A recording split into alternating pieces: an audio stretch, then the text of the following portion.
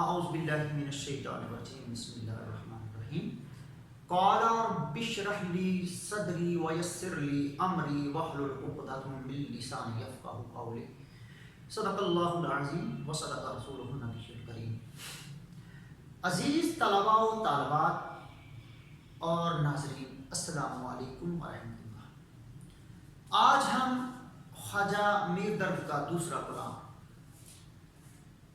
وضاحت کے ساتھ پیش کرنے جا رہے ہیں، سماعت فرمائیں۔ گزشتہ روز خواجہ میر درد کا جو تعارف تھا وہ ہم کر چکے ہیں، اور اختصار کے ساتھ اب ہم چلتے ہیں اس کی وضاحت کی طرف۔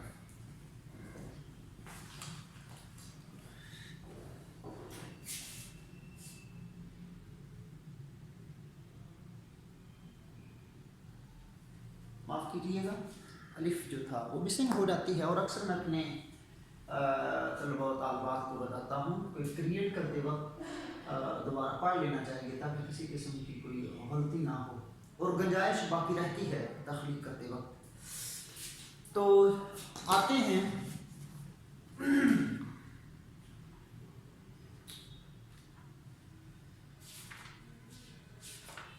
غزل کے، اپنی اپنی کتابیں کھولیں اور دھیان سے سنیں۔ بسم اللہ الرحمن الرحیم۔ کیا فرق داغ گل میں کہ جس گل میں بو نہ ہو، کس کام کا وہ دل ہے کہ جس دل میں تو نہ ہو۔ بڑا ہی خوبصورت شعر۔ گل سے مراد سرخ رنگ کا پھول، داغ سے مراد زخم۔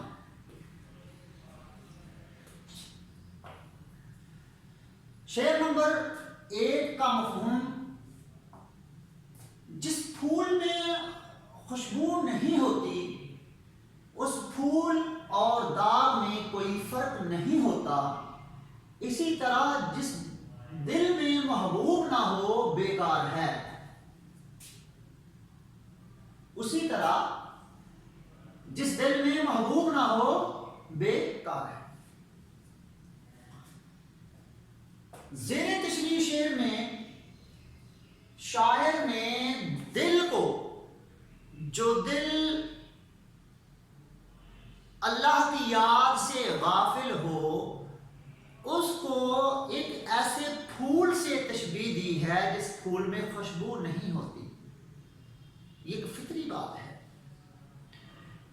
کہ اسی پھول کو پسند کیا جاتا ہے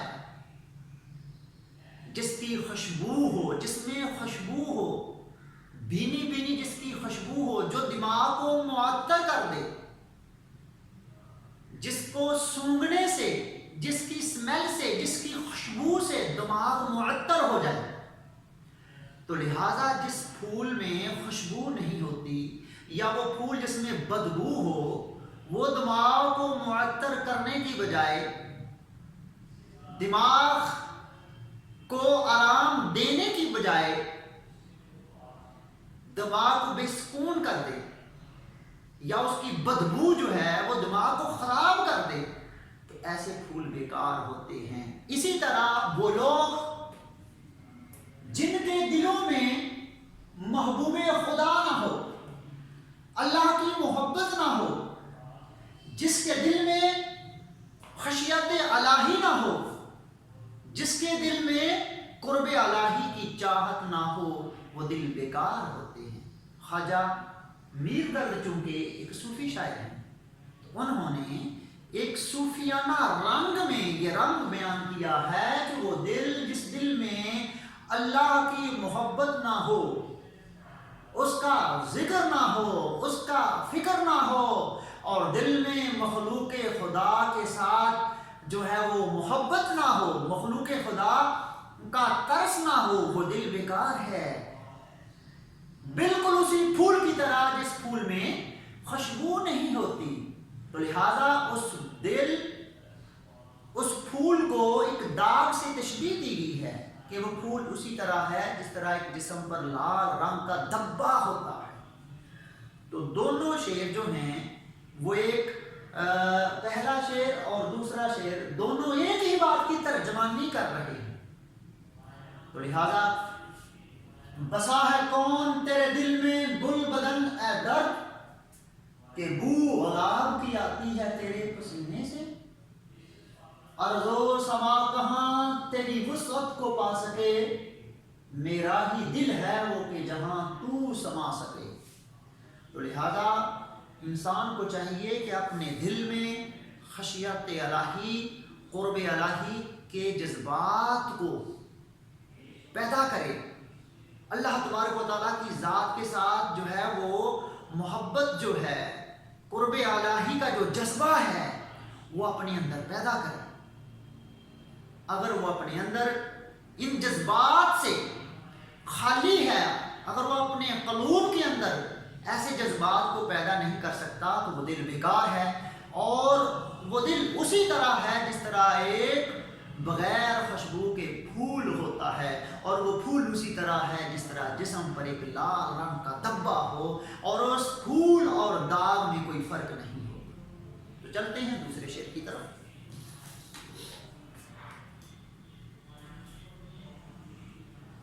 ہوئے نا حولا و قوت اگر تیری درمیان، جو ہم سے ہو سکے ہے سو ہم سے کبو نہ ہو۔ اس میں سے جو کبو لفظ ہے یہ متروک لفظ ہے۔ متروک سے مراد پرانا، جو اصلوں میں آج سے 50 سال پہلے یا گزشتہ چند دہائیوں سے پہلے جو لفظ استعمال ہوتے تھے اس میں سے کبو بھی ہے۔ تو کبو کا مطلب کبھی بھی۔ تو آتے ہیں شعر نمبر 2 کے مفہوم کی طرف، کس کا مطلب کیا ہے؟ اے خدا تیری رہنمائی کے بغیر ہم کچھ بھی نہیں کر سکتے۔ حول و قوت کا جو لفظ بیان ہوا ہے طاقت و قدرت ہے، کہ انسان اس دنیا میں جو کچھ بھی کر رہا ہے وہ اللہ تبارک و تعالیٰ کی طاقت اور قدرت کے ساتھ، اس کی مسیحائی کے ساتھ اگر ہم کو اچھا عمل کرتے ہیں تو اس کے فضل سے کرتے ہیں۔ انسان انتہائی کمزور ہے، لاچار ہے، بے بس ہے۔ تو لہذا زیر تشریح شعر میں خواجہ میر درد نے، جو کہ ایک صوفی شاعر ہیں، انہوں نے اپنے آپ کو اور انسان کو انتہائی کمزور، بے بس، لاچار کی حیثیت سے بیان کیا ہے۔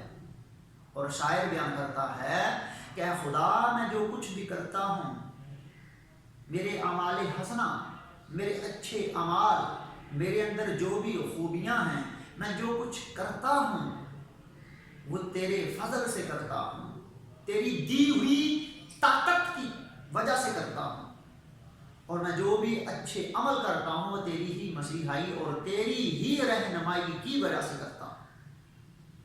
تو لہذا شاعر نے اس شعر میں انسان کو انتہائی کمزور، بے بس، لاچار کی حیثیت سے پیش کیا ہے، اور انسان ہے بھی بے بس۔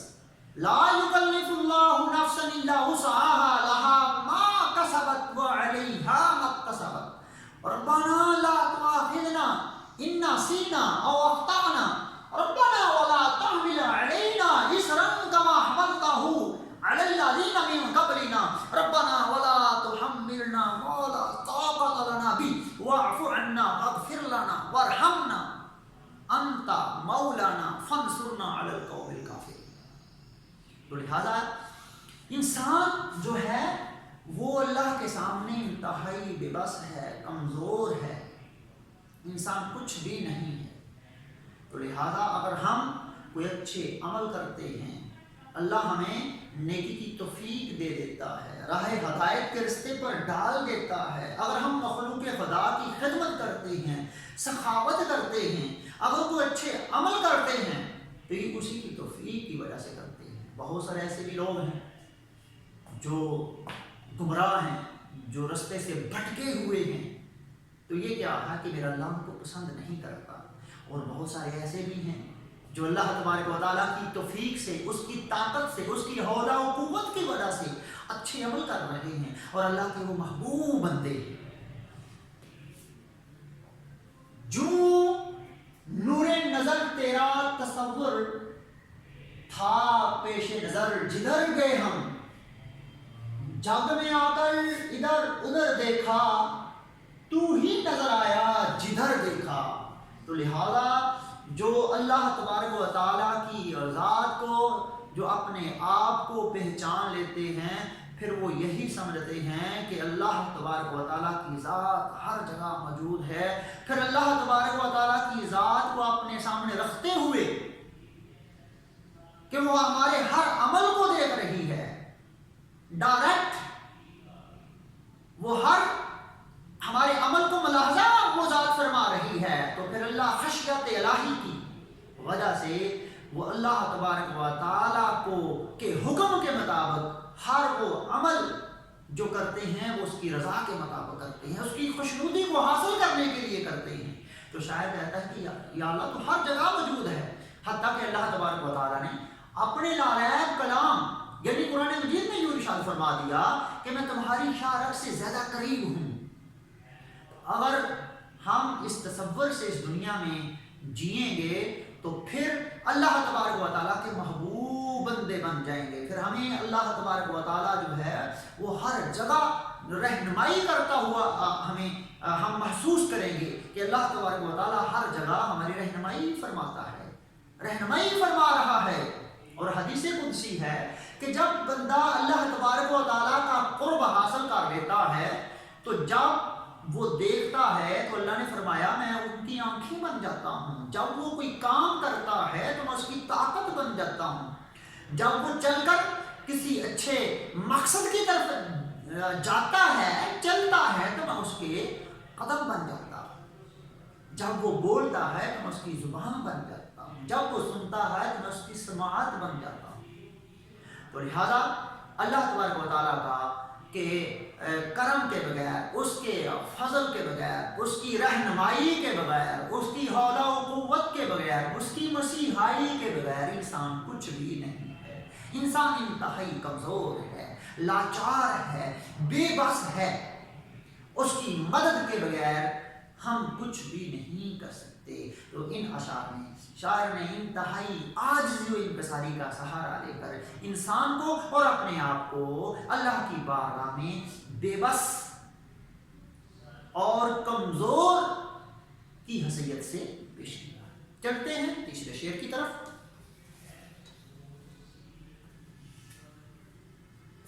جو شمع جمع ہوئیں گر اہل زباں ہزار، آپس میں چاہیے کہ کبھی گفتگو نہ ہو۔ بڑا ہی خوبصورت شعر، اور اس شعر میں شاعر نے اہل علم کو، اہل بصیرت کو درس عمل دے رہا ہے۔ تو چلتے ہیں اس شعر کے مطلب کی طرف۔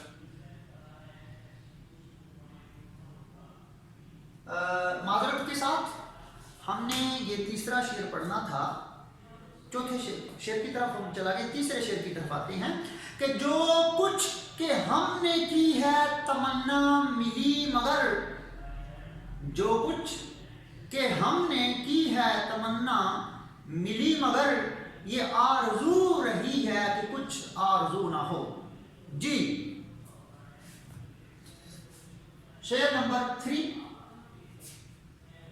ہم نے جو بھی خواہش کی وہ پوری ہوئی ہے، اب یہی تمنا ہے کہ کوئی آرزو نہ ہو۔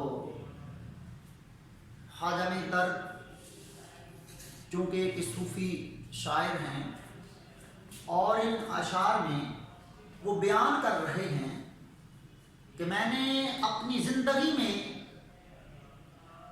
جو بھی خواہش کی، آرزو کی، جس چیز کو بھی حاصل کرنے کی تمنا کی، وہ اللہ نے اپنے فضل سے پوری کی، اور لہذا بڑی ایک پتے کی بات ہے، گہرائی کی بات ہے کہ جب بندہ قرب الہی کو حاصل کر لیتا ہے، اس کی رضا کو حاصل کر لیتا ہے، اس کو جب خوش کر لیتا ہے تو پھر اللہ تبارک و تعالیٰ اپنے بندوں کی کسی بات کو ٹالتے ہی نہیں۔ اللہ تبارک و تعالیٰ ان کی ہر خواہش کو پوری کر دیتے ہیں۔ جو بندہ اپنی خواہشات کو اللہ کی خواہش کے تابع کر دیتا ہے پھر وہ کبھی بھی مایوس نہیں ہوتا۔ تو لہذا شاعر نے بڑی خوبصورت بات کی کہ اے خدا، میں نے جو بھی تیری بارگاہ میں اس دنیا میں رہتے ہوئے جس خواہش کا اظہار کیا ہے وہ تو نے اپنے فضل سے اپنے کرم سے مجھے نوازا ہے، لیکن باوجود اس کے جب سے میں نے تجھے حاصل کر لیا ہے، جب سے میں نے تجھے پا لیا ہے، تجھے پانے کے بعد اب میرے دل میں یہی تمنا ہے کہ اب میرے دل میں کوئی آرزو ہی نہ ہو۔ چونکہ انسان جو ہے وہ فطری طور پر جو ہے وہ لالچی بھی ہے۔ اس دنیا کی جو ہوس ہے اس کے دل میں موجود ہے کہ جب وہ اللہ کی محبت کے ساتھ ساتھ اس دنیا کی جو ہوس ہے، لالچ ہے، اس خواہش کو اللہ کی محبت پر غالب کرے گا تو پھر وہ اللہ سے دور ہو جائے گا۔ تو لہذا شاعر نہیں چاہتا کہ وہ اللہ کی محبت کے سوا کسی خواہش کو، کسی آرزو کو اور کسی تمنا کو اپنے دل کے اندر پیدا کرے اور اللہ سے جدا ہو جائے، اللہ سے دور ہو جائے۔ نہ بالکل نہیں۔ لہذا شاعر کہتا ہے کہ خدا تجھے پا کر میں نے سب کچھ پا لیا ہے، اس سے بڑی آرزو کیا ہو سکتی ہے؟ تو لہذا میں ایسی خواہش کو اپنے دل میں پیدا ہونے ہی نہیں دوں گا، میں ایسی خواہش کا اظہار کروں گا ہی نہیں جس کی وجہ سے میں تجھ سے غافل ہو جاؤں۔ تو لہذا اے میرے خدا، میری اس دنیا میں رہتے ہوئے تم نے ہر خواہش کو، ہر تمنا کو پورا کر دیا ہے۔ اب میں یہ نہیں چاہتا کہ تیرے سوا، تیری محبت کے سوا، تیری خوشنودی کے سوا میرے دل میں کوئی آرزو پیدا ہو۔ تو لہذا اس دنیا کی جو خواہش ہے میں اپنے دل میں بالکل جو ہے وہ نہیں پیدا کرنا چاہتا۔ اس دنیا کی جو تمنا ہے میرے دل میں پیدا ہی نہ ہو۔ تو لہذا انسان جب ان خواہشات کو، غیر ضروری خواہشات کو اپنے اندر، اپنے دل میں بسا لیتا ہے تو پھر وہ اللہ سے دور ہو جاتا ہے اور مرتے دم تک وہ اپنی خواہشوں کی تکمیل کر ہی نہیں سکتا۔ کسی شاعر نے کیا خوب کہا ہے، ہزاروں خواہشیں ایسی ہیں کہ ہر خواہش پہ دم نکلے، بہت نکلے ارماں میرے لیکن پھر بھی کم نکلے۔ اور بہادر شاہ ظفر جو ایک مغلیہ سلطنت کے بہت بڑے بادشاہ تھے اور آخرکار بادشاہ ہونے کے باوجود بھی وہ اس دنیا میں جب وہ سفر آخرت پر تھے تو مجبوری اور لاچاری اور بے بسی میں یوں فرماتے ہیں کہ ان حسرتوں سے کہہ دو کہیں اور جا بسیں، اتنی جگہ کہاں ہے دل داغدار میں۔ تو لہذا ایک سلطنت کا بادشاہ بھی جب ان حسرتوں کو، ان خواہشوں کو دل میں بسا لیتا ہے تو پھر دل میں جو ہے وہ ان کی جگہ، دل میں یہ اس قدر پیدا ہو جاتی ہے کہ انسان مرتے دم تک بھی ان کی تکمیل نہیں کر سکتا۔ تو لہٰذا شاعر نے یہ بات سمجھانے کی کوشش کی ہے کہ ہمیں اپنے دل میں بیجا حسرتوں کو، خواہشوں کو جنم نہیں لے دینا چاہیے، اپنے دل میں پیدا نہیں کرنا چاہیے۔ تو آتے ہیں ہم چوتھے شعر کی طرف۔ جوں شمع جمع ہوئیں در اہل زباں ہزار، آپس میں چاہیے کہ کبھی گفتگو نہ ہو۔ خواجہ میر درد نے زیر تشریح شعر میں آداب مجلس اور محبوب کے سامنے خاموش رہنے کا حکم دیا ہے، جس کا مطلب یہ ہے کہ اہل علم اکٹھے ہوں تو چاہیے شمع کی طرح خاموشی اختیار کریں۔ شمع سے مثال دی ہے، شمع سے مراد کہ جب شمع جلتی ہے تو اس کا جو جس کو ہم دوسرے لفظوں میں کہتے ہیں شعلہ، جلتا ہے تو زبان کی طرح ہوتا ہے۔ جو جلتی تو ہے پگھلتی تو ہے لیکن اپنی زبان سے کبھی بھی شکوہ نہیں کرتی. تو لہذا خواجہ میر درد نے اہل علم اور اہل بصیرت کو یہاں دعوت عمل دے رہا ہے، کم عقل کو نہیں، بیوقوفوں کو نہیں، بلکہ اہل علم کو، کہ اہل علم جب کبھی کسی مجلس میں اکٹھے ہوں تو چاہیے وہ خاموشی اختیار کریں، کیونکہ خاموشی ایک بہترین عبادت ہے. اور شیخ سعدی رحمۃ اللہ علیہ فرماتے ہیں کہ جب انسان کسی مجلس میں بیٹھا ہوتا ہے تو وہ باروب دکھائی دیتا ہے، خوبرو دکھائی دیتا ہے. کس کی وجہ سے؟ خاموشی کی وجہ سے. اور جب وہ بولتا ہے، اگر اس کی گفتگو دل نشیں ہوتی ہے، شرین ہوتی ہے، میٹھی ہوتی ہے، اعلیٰ درجے کی ہوتی ہے تو انتہائی باروب ہو جاتا ہے. اور اگر اس کی گفتگو گھٹیا ہوگی، نامعقول ہوگی تو وہ انسان اپنا اس محفل میں وقار کھو دیتا ہے. تو لہذا شاعر نے مجلس میں یہ حکم دیا ہے اہل علم کو، اہل دانش کو، کہ اگر جب کبھی اہل علم مجلس میں بیٹھے ہوں اور اس مجلس میں محبوب بیٹھا ہو تو پھر وہاں خاموشی اختیار کر لینی چاہیے. کیوں؟ کہ اگر منہ سے نکلے ہوئے لفظ کی وجہ سے، کسی جملے کی وجہ سے محبوب ناراض ہو گیا تو پھر مناسب نہیں ہے. تو لہذا شمع کی طرح اہل علم کو خاموشی اختیار کر لینی چاہیے. ہم بھی منہ میں زبان رکھتے ہیں، ہم بھی منہ میں زبان رکھتے ہیں، کاش پوچھو کہ مدعا کیا ہے. اس کا مطلب یہ نہیں کہ محبوب سے آپ گلہ اور شکوہ بھی کر سکتے ہیں، لیکن محبت کا یہ مقام ہے کہ محبوب کے سامنے خاموشی اختیار کی جائے تاکہ بے ادبی نہ ہو. کہہ رہا ہے شور دریا سے سمندر کا سکوت، جس کا جتنا ظرف ہے اتنا ہی وہ خاموش ہے. تو لہذا اعلیٰ ظرف جو لوگ ہوتے ہیں، اہل بصیرت جو لوگ ہوتے ہیں، وہ محفل میں اپنی زبان کو دراز نہیں کرتے. تو لہذا صوفی جو خواجہ میر درد نے مجلس میں بیٹھنے کے آداب اور محبوب کے سامنے خاموشی اختیار کرنے کا درس دیا ہے. آتے ہیں 5ویں شعر کی طرف. جو صبح چاہتے سینہ میرا اے رفو گراں، یا تو کسوں کے ہاتھ سے ہرگز رفو نہ ہو. جو صبح کی طرح چاہتے سینہ میرا سینہ پھٹ چکا ہے. چاہتے سینہ سے مراد سینہ چیر دیا گیا ہے، یا غموں سے سینہ میرا جو ہے وہ پھٹ چکا ہے. اے رفو گراں، رفو گراں سے مراد سلائی کرنے والے، رفو گراں سے مراد آپ طبیب کو بھی لے سکتے ہیں، حکیم کو بھی لے سکتے ہیں، یا یہاں تو کسوں کے ہاتھ، کسی کے بھی ہاتھ سے ہرگز رفو نہ ہو، سلائی نہیں ہوگا یا علاج نہیں کر سکتا. آتے ہیں شعر نمبر 5 کی طرف کہ میرا سینہ غموں کی وجہ سے صبح کی روشنی کی طرح چاک ہو چکا ہے، اس کو کوئی بھی رفو نہیں کر سکتا یا اس کا کوئی علاج نہیں کر سکتا. یہ اس کا مطلب ہے. خواجہ میر درد نے زیر تشریح شعر میں اپنے بے حد و بے حساب غموں کا نقشہ کھینچا ہے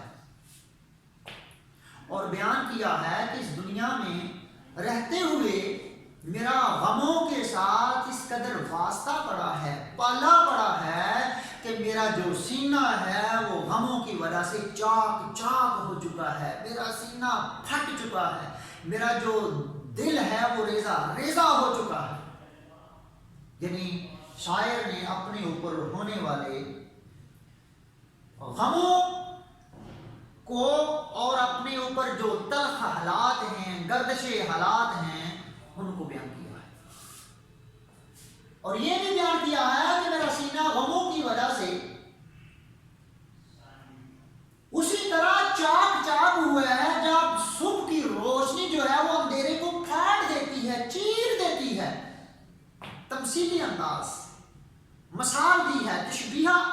انداز کے ساتھ یہاں بیان کرتے ہیں، تشبیہ بیان کی ہے کہ جس طرح صبح کی روشنی جو ہے وہ کالی گھٹا کو، رات کے کالے کو، رات جو ہوتی ہے وہ کالی ہوتی ہے، تو جس طرح صبح کی روشنی کالی رات کو چیر دیتی ہے، اس طرح غموں نے میرے سینے کو چیر دیا ہے، میرا سینہ چوک چوک ہو چکا ہے، میرا سینہ پھٹ چکا ہے، اب میرے اس سینے کو کوئی رفو نہیں کر سکتا، اب میرے سینے کو کوئی سلائی نہیں کر سکتا، نہیں جوڑ سکتا۔ قید حیات و بند غم اصل میں دونوں ایک ہیں، موت سے پہلے آدمی غم سے نجات پائے کیوں، اذیت مصیبت ملامت بلائیں تیرے عشق میں ہم نے کیا کیا نہ دیکھا۔ تو لہٰذا اس دنیا میں رہتے ہوئے ہر انسان جو ہے اس کا غموں کے ساتھ واسطہ پڑتا ہے، غم اور انسان کا آپس میں چولی دامن کا ساتھ ہے۔ اس دنیا میں کوئی بھی بندہ، کوئی بھی انسان جو ہے اس کو دیکھا جائے تو اس کا اس غموں کے ساتھ ضرور واسطہ پڑا ہے، پالا پڑا ہے، لیکن شاعر کا اس دنیا میں یہاں تھوڑی سی مبالغہ آرائی سے بھی اس نے کام لیا ہے کہ وہ کہتا ہے کہ اس دنیا میں سب سے زیادہ جو ہے غموں کے ساتھ جو ہے واسطہ میرا پڑا ہے، اور میں اس قدر شدت کے ساتھ غم زدہ ہو چکا ہوں کہ میرا سینہ جو ہے وہ صبح کی جو روشنی جس طرح رات کے اندھیرے کو چیر دیتی ہے، میرے سینے کو بھی جو ہے وہ غموں نے چیر دیا ہوا ہے۔ اب دنیا کا کوئی بھی طبیب، کوئی بھی حکیم اس کا علاج نہیں کر سکتا، اور نہ ہی کوئی اس کو رفو کرنے والا اس کو جوڑ سکتا ہے، اس کو مرمت کر سکتا ہے، اس کو سلائی کر سکتا ہے۔ جی آتے ہیں غزل کے آخری شعر کی طرف۔ غزل کا آخری شعر جس میں شاعر نے اپنا تخلص بیان کیا ہو اس کو مقطع کہتے ہیں، اور میں پتہ کی بات بتاؤں کہ مقطع جو ہے وہ پیپر میں جو سالانہ امتحان ہوتے ہیں یہ نہیں آتا، تو اس کا مطلب یہ نہیں ہے کہ مقطع نہیں آتا تو ہم اس کو نہیں پڑھیں گے، لیکن مقطع کے اندر پورے کلام کا حاصل مغز ہوتا ہے جو ہماری عملی زندگی میں کام آئے گا۔ تو چلتے ہیں۔ اے درد زم صورت اگر اس میں جا کرے، اہل صفا میں آئینہ دل کو رو نہ ہو۔ جی زم صورت آلودہ، اہل صفا متقی، آئینہ دل دل کے آئینے میں، اور رو سے مراد صورت کو کہتے ہیں، چہرہ۔ تو آتے ہیں اس کے مفہوم کی طرف۔ اے درد اگر اہل صفا کے دل میں غیر اللہ آ جائے، یعنی غیر اللہ کی محبت آ جائے، کسی اللہ کے سوا کسی اور کی محبت آ جائے، تو پھر اس میں محبوب دکھائی نہیں دیتا۔ بڑا ہی خوبصورت شعر زیر تشریح شعر میں اور غزل کے آخری شعر مقطع میں خواجہ میر درد جو کہ ایک صوفی شاعر ہیں، وہ اپنے چاہنے والوں کو، قارئین کو اور محبت کرنے والوں کو یہ دعوت عمل اور درس دے رہے ہیں کہ جو اہل صفا لوگ ہوتے ہیں، اہل صفا سے مراد متقی و پرہیزگار لوگ، ان کے دلوں میں صرف اور صرف ایک ہی ذات کی محبت ہوتی ہے، وہ ذات ہے اللہ تبارک و تعالی۔ اس کے علاوہ ان کے دلوں میں کسی قسم کی محبت ہوتی ہی نہیں، وہ اٹھتے بیٹھتے سوتے جاگتے اللہ کی یاد میں مشغول ہوتے ہیں، جیسا کہ اللہ تبارک و تعالیٰ نے فرمایا فَاذْكُرُونِي أَذْكُرْكُمْ وَاشْكُرُوا لِي وَلَا تَكْفُرُونَ، کہ تم میرا ذکر کرو میں تمہارا ذکر کروں گا، اور تم میرا شکر کرو اور ناشکری مت کرو۔ الا بذکر اللہ وتطمئن القلوب، یقیناً دلوں کو سکون اللہ کے ذکر سے ملتا ہے۔ تو یہ متقی لوگ اپنے دلوں کو سکون جو ہے وہ دینے کے لیے اللہ اللہ کرتے ہیں، اللہ کی یاد میں مشغول رہتے ہیں۔ تو لہٰذا اہل صفا جو لوگ ہیں، متقی لوگ ہیں، ان کا ایک پیرامیٹر یہاں بیان کر دیا ہے کہ متقیوں پرہیزگار لوگ اگر اللہ کی یاد سے غافل ہو کر دنیا دار ہو جائیں گے، اگر ان کے دلوں میں اللہ کی محبت کے سوا کسی اور کی محبت سما جائے گی، اگر اور کوئی ذات، اس ذات کے علاوہ کوئی دوسری ذات آ جائے گی تو پھر اس دل کے آئینے میں محبوب کا چہرہ دکھائی نہیں دے گا۔ تو لہذا اللہ تبارک و تعالیٰ کی ذات اس قدر عظیم ہے، اتنی بابرکت ہے اور اتنی بڑی ذات ہے کہ ساتوں زمین اور ساتوں آسمان میں نہیں سما سکتی ماں سوائے ایک چیز کے، وہ چیز ہے انسان کا دل، انسان کا قلب۔ اگر انسان کا دل دنیا سے، دنیا کی ناپاکی سے صاف ہے تو پھر اللہ تبارک و تعالیٰ کی اتنی بڑی ذات جو ساتوں زمین اور ساتوں آسمان میں نہیں سما سکتی، وہ انسان کے دل میں سما جاتی ہے۔ تو پھر ساتھ ہی شاعر نے یہ بتا دیا ہے کہ اگر تیرے دل میں اللہ کی محبت کے سوا کوئی دوسری محبت آ جائے گی تو پھر وہ محبوب خدا تمہارے سینے میں، تمہارے دل میں دکھائی نہیں دے گا۔ اور لہذا اگر اپنے دلوں کو دنیا سے، دنیا کی خواہشات سے پاک رکھو گے، غیر اللہ سے پاک رکھو گے تو پھر یہ تمہارا جو دل ہے یہ اللہ کی ذات کا ٹھکانہ بن جائے گا۔ دل کے آئینے میں تصویر یار جب ذرا گردن جھکائی دیکھ لی، قدورت سے دل اپنا صاف رکھ، رکھ یہاں رکھائے گا، قدورت سے دل اپنا صاف رکھ اے شاد، کہ جس کو دکھانا ہے یہ اسی کا ہے۔ عزیز طلباء و طالبات اور ناظرین، آج ہم نے جماعت 12ویں کی پہلی غزل کو مکمل کر لیا ہے۔ کیوں؟ آج دوسرا کلام تھا اور گزشتہ روز ہم نے پہلے کلام کو 2 حصوں میں بیان کیا تھا، اس کی وضاحت کی تھی۔ تو لہذا آج کا جو ہے وہ ہمارا دوسرا کلام وہ ختم ہو چکا ہے۔ بڑے ہی احسن طریقے کے ساتھ میں نے آپ کی خدمت میں اس کی وضاحت اضافی اشعار کے ساتھ اور مسالوں کے ساتھ بیان کی ہے، اور میں اپنے ناظرین سے یہ گزارش کروں گا کہ اگر آپ کو یہ لیکچر پسند آئے تو ضرور سبسکرائب کیجیے گا۔ کل تک کے لیے مجھے اجازت دیں، اللہ حافظ۔